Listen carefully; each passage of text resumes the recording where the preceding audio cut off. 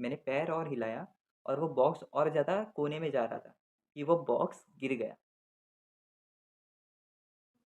Hello दोस्तों। तो आज की वीडियो में हम बात करने वाले हैं मेरे रिजल्ट्स की, कुछ टिप्स की और मेरे एक्सपीरियंस की। हाँ जी, हाँ जी।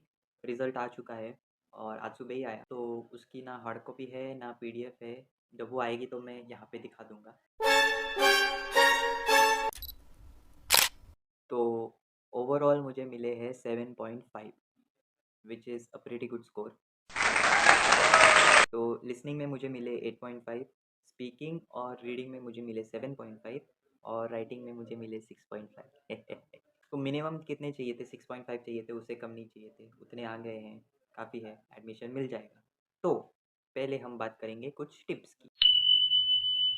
तो लिसनिंग की बात करते हैं। लिसनिंग सबसे ईजी है, कुछ नहीं है उसमें। आधे घंटे की वीडियोस होती है, यूट्यूब पे अवेलेबल होती है। आप टाइप करो आईएलटीएस एकेडमिक या जनरल जो भी है आपका। तो मेरा एकेडमिक था। IELTS academic Cambridge test, Cambridge IELTS academic Cambridge book 14, 15, 16, 17 जो भी, एंड टेस्ट नंबर 1, 2, 3, 4 जो भी। तो ये सब टाइप करोगे, आपको लिसनिंग रीडिंग के वहाँ पे आ जाएंगे। आप सुनो और आंसर करो। और सबसे इजी बात यह है कि अपन क्रॉस चेक कर सकते हैं उसी टाइम पे। 30 मिनट बाद आप क्रॉस चेक करो, सही है तो सही है, नहीं है तो रेक्टिफाई करो। रीडिंग थोड़ा सा डिफ़िकल्ट है क्योंकि आपको बहुत ज़्यादा दिमाग लगाना पड़ता है कि ये आंसर होगा कि नहीं होगा। एक क्वेश्चन के 2 आंसर भी दिखते हैं।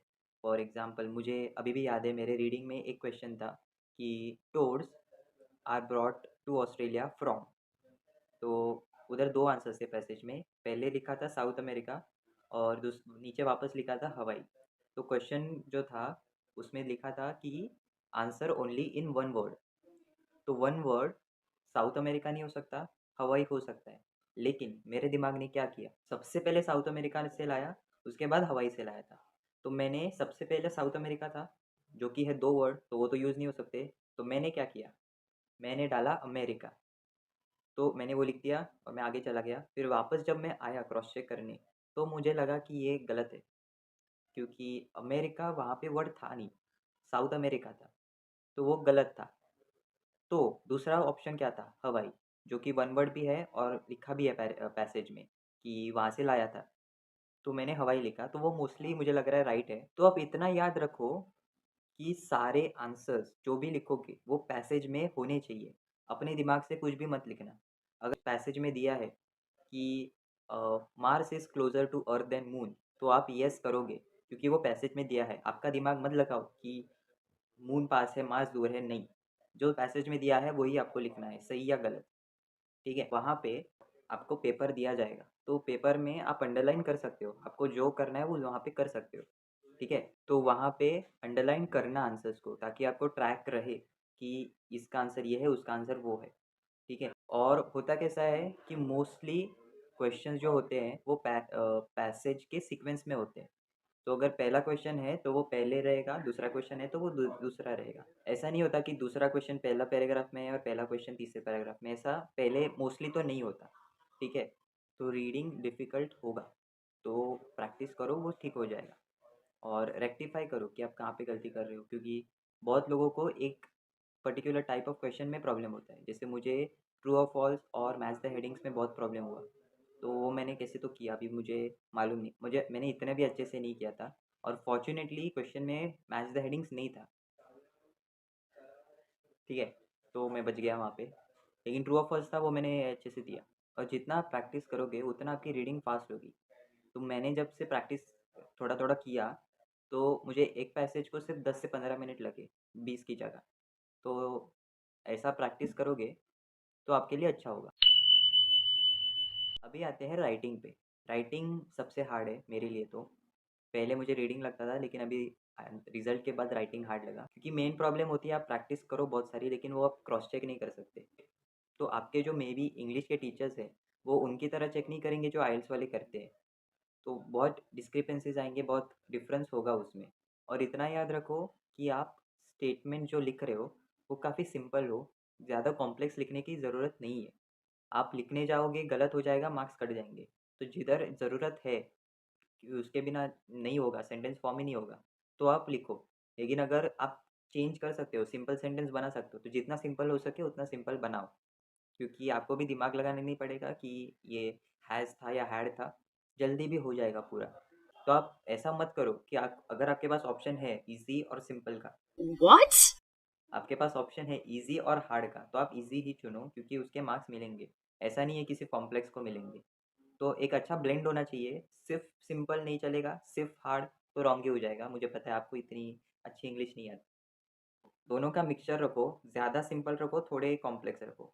और आप 5 मिनट लो पॉइंटर्स बनाने को, क्योंकि टास्क 1 में तो इजी है, पॉइंटर्स सामने ही होते हैं, वही भी लिखने होते हैं। टास्क 2 में आप पॉइंटर्स लिखो, क्योंकि क्या होता है कि आपके पास टाइम बहुत होता है, लेकिन फिर अगर आप ऑर्गेनाइज नहीं करोगे तो वो स्कैटर रहेगा बहुत, कि आपने दिमाग में सोचा एक पॉइंट है, ठीक है लिखा, फिर आपको दूसरा पॉइंट आया, ठीक है लिखा, फिर पहले पॉइंट पे आपको एक और सब पॉइंट सूझा, तो आप वापस लिखोगे, तो वो फॉर्मेशन जो स्ट्रक्चर होता है उसके भी मार्क्स मिलते हैं, तो वो कम हो जाएंगे।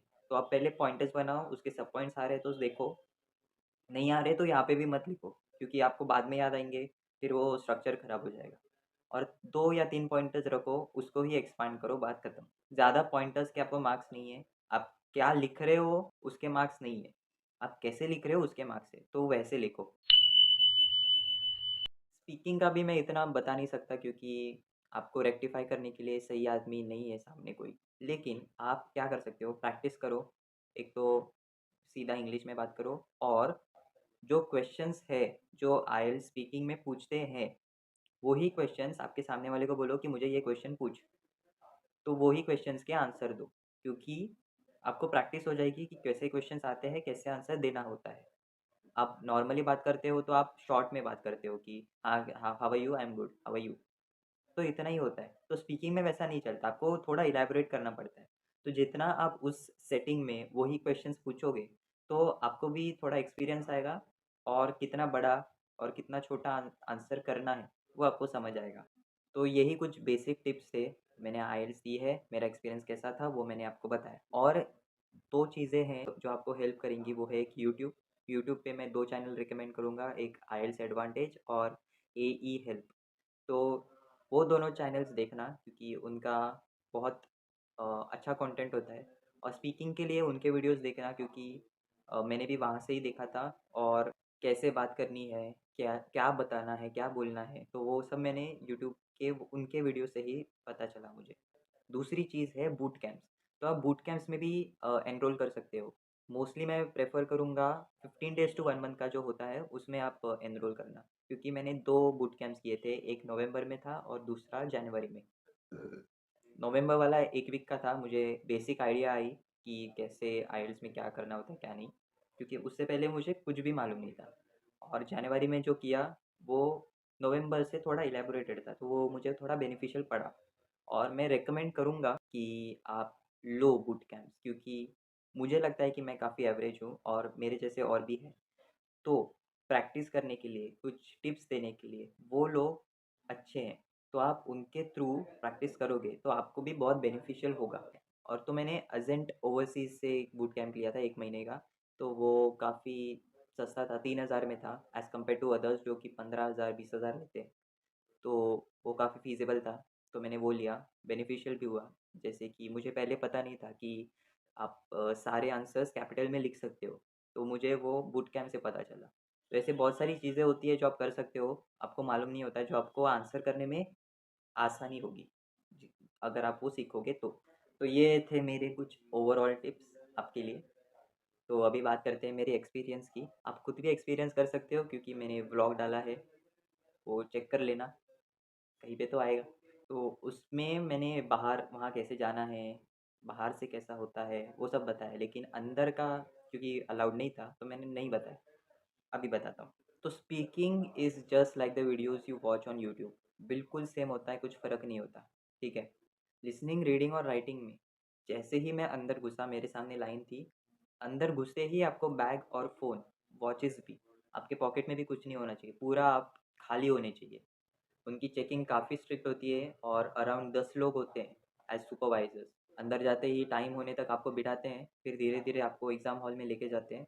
एग्ज़ाम हॉल बिल्कुल 10th के बोर्ड जैसा होता है, बस जहाँ पे 2 बेंचेस थे मेरे टाइम पे, 2 बेंचेस थे, तो वो उनका एक सेक्शन होता है।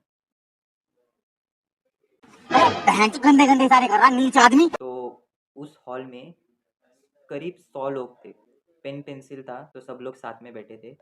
आप बैठते हो, आपके सामने स्क्रीन होती है और स्क्रीन पे इंस्ट्रक्शंस भी होते हैं और टाइमर भी लगाते हैं वो, और हर एक इंस्ट्रक्शन आपको वो देते हैं, ठीक है?